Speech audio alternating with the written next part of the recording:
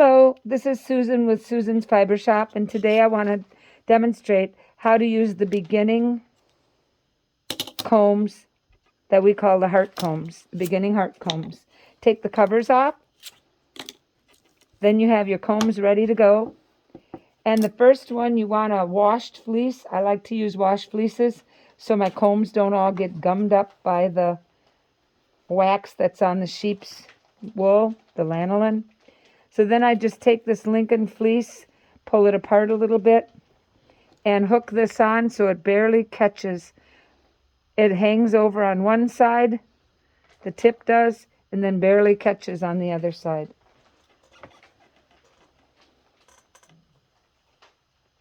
And then we just hook this down here like this. Just keep hooking it on. And you can load this comb up. As a beginner, don't load it up very much. Just maybe put 4 or 5 locks on as a beginner. But once you've learned to comb, you can comb it way up 1/2 inch from the top.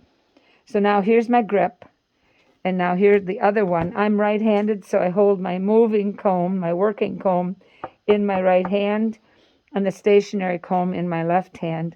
And I just barely catch the tips for my first blows through the fiber. That's what it's called. It's called blows through the fiber. So most of the first time blowing through the fiber, most of the fiber should move from this comb to this comb.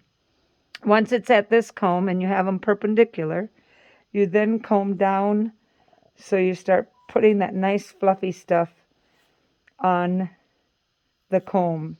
So you move it off one comb and move it back to the other comb. Just keep switching and moving them back and forth till you start to see quite a bit of opening. That isn't quite the look I want, so I'm going to continue on. Also, my fleece here is very clean. I look at the back of my comb and see if there's any hay or dirt, which there is none. So I can tip this off, put it all on there, and then start combing it so I'll be ready to spin it. Now what I'm going to demonstrate with this combing ability is we are going to just pull the roving off the comb, or you can spin directly to the wheel. So when you pull like this and you get most of it off, you need to turn it up like this. Don't let it fall off, but work it in the other direction so it removes the fiber for you. And you can turn it back. There's some hay that went through there. I'm going to pull that out of there.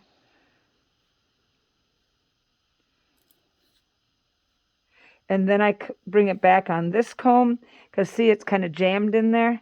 So I'm going to unjam it and very carefully put it on my left comb. And then when I get it all transferred onto my left comb, I will then spin or pull the fiber off. So I really like this combing. I've been combing for quite a while and really enjoy it. But these are the newest combs I figured out how to use. I just saw them and went, oh, I could make combs out of those.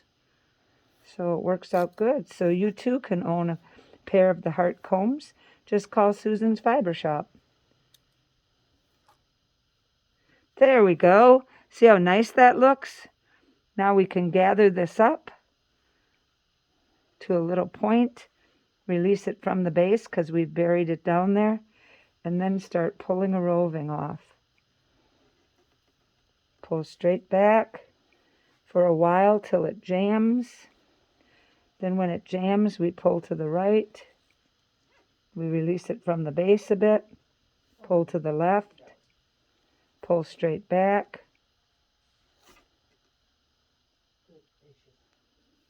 And then we just keep pulling the roving off.